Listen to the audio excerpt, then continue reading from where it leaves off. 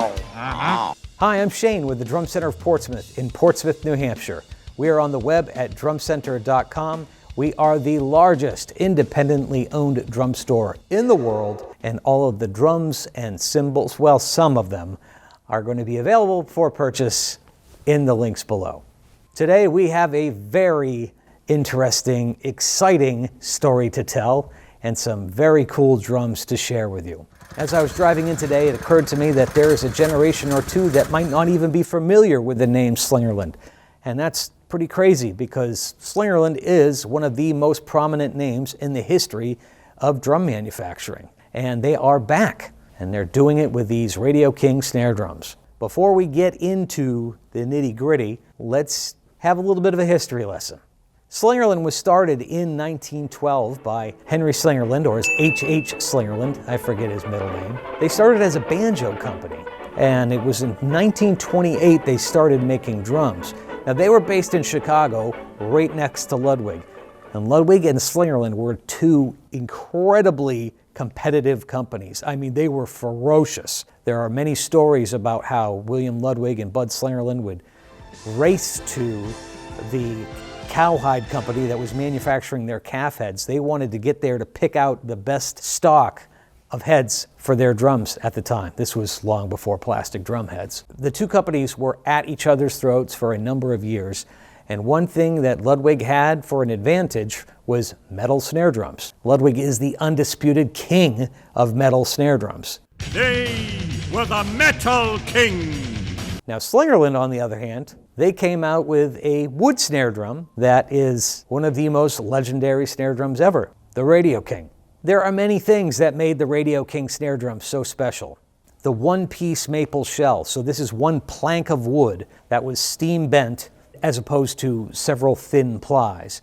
Now there's less glue in that shell, which gives it a bit of magic, and a lot of people that are recording have a real preference for that. They also had the double flange stick chopping hoops, and they've had different lug designs, different throw-offs over the years. But really, the Radio King snare drum of the 30s, 40s, and 50s is just one of those highly sought-after drums.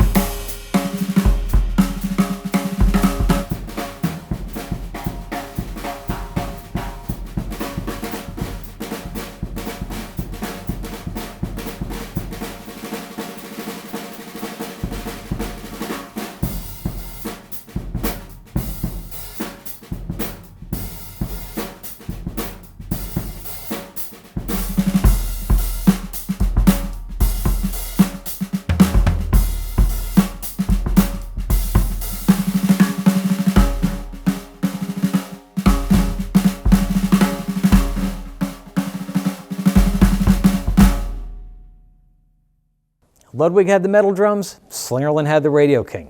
One thing that made Slingerland more prominent at that time was they had something that Ludwig didn't: Gene Krupa. Gene Krupa was one of the biggest stars, not only in the drumming world, but in the world. He was an enormously influential, popular drummer, and he was a Slingerland drummer from when he was just a young boy right up until the end. Now, if we think of the other main guy of that time, Buddy Rich, when Buddy was in his twilight years, after Gene had passed, Buddy had taken his beloved Radio King kit and had it reworked by Joe McSweeney, and he played that right up until the end. But during the 50s, 60s, 70s, Buddy knew that he was always going to play second fiddle to Gene, so he went with other brands. But in the end, we know that his love was for his Slingerland drums. Because of the influence of Gene Krupa, Slingerland had a strong influence in the jazz and big band markets. Because of this, Ludwig pursued the concert band market, the marching market, which is something that they're prominent in even to this day. But then 1964 happened, and a guy named Ringo Starr came along. Next thing you know, Ludwig moves to 4 shifts a day, and they are the biggest drum company in the world. Throughout the 60s and the 70s, Ludwig and Slingerland were still the 2 most prominent brands out there, but the difference was pretty vast. They both made fantastic drums. They both sounded great, but it was in the 1970s, Slingerland decided to sell out to another company. At that point, the decline began, and it was pretty quick. By the 1980s, Slingerland had been sold again, and again, and again, and their name had been kicked down into the mud. We started seeing a lot of drums. They had the Slingerland name on them, but they were nothing like Slingerland. In the 1990s, there was a brief resurrection where the brand was relaunched and they were made in Nashville, and these are very highly coveted drums. They were very, very good. They had an artist program. Greg Bissonette was one of their big guys, but they also had another guy by the name of Taylor Hawkins, who was playing with Alanis Morissette at the time, that was on TV constantly, and they had this massive visibility. There was a lot of hope for the brand, but it didn't last.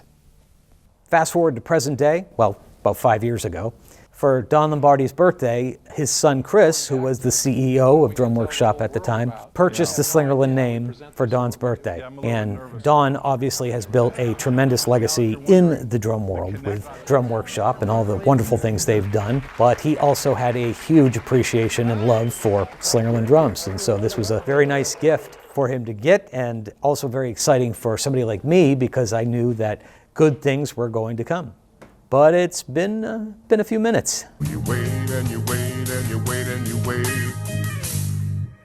and you wait. At the time, DW had their hands full with the development of the fantastic DWE electronic acoustic drums. But there was a small team that was dedicated to getting this Slingerland brand off the ground. And these kind of things don't just happen overnight. And you wait and you wait and you wait.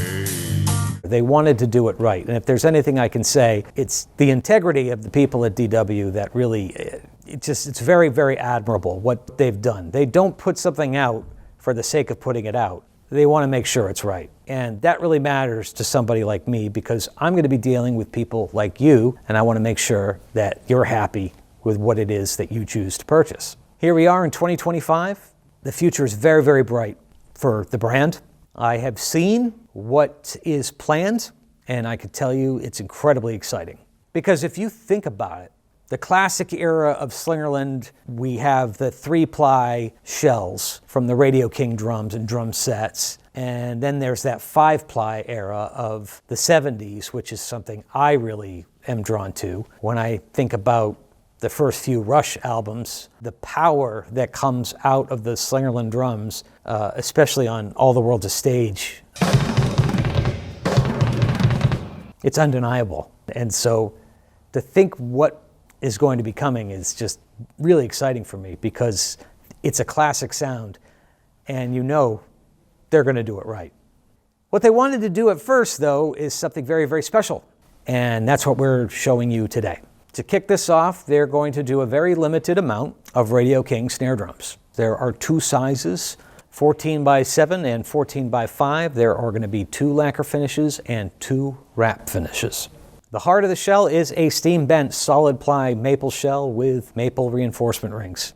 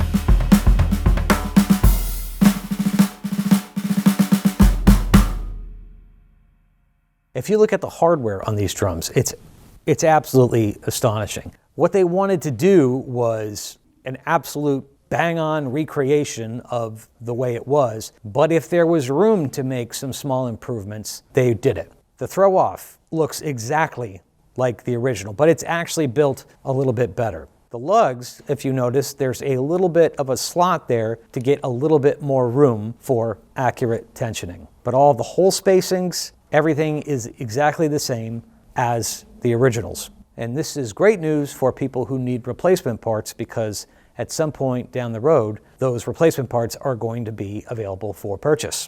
The nickel plating on the hardware is absolutely gorgeous. And the hoops are nickel over brass, which are very, very special. Another really nice touch is that they come with a calfskin head and a logo Remo Ambassador head. The bottom head is a regular stock Ambassador as opposed to the slunk head that they used in the past. The wires are just as I remember seeing, well, no, not as I remember. When I always see old Radio Kings, they were typically 50 or 60 or 80 years old by the time I saw them.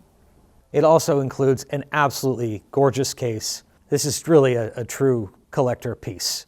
Because this is a special launch, we wanted to use some special drums to round this out. So we went down to our world famous drum museum and grabbed one of our period correct Radio King drum kits.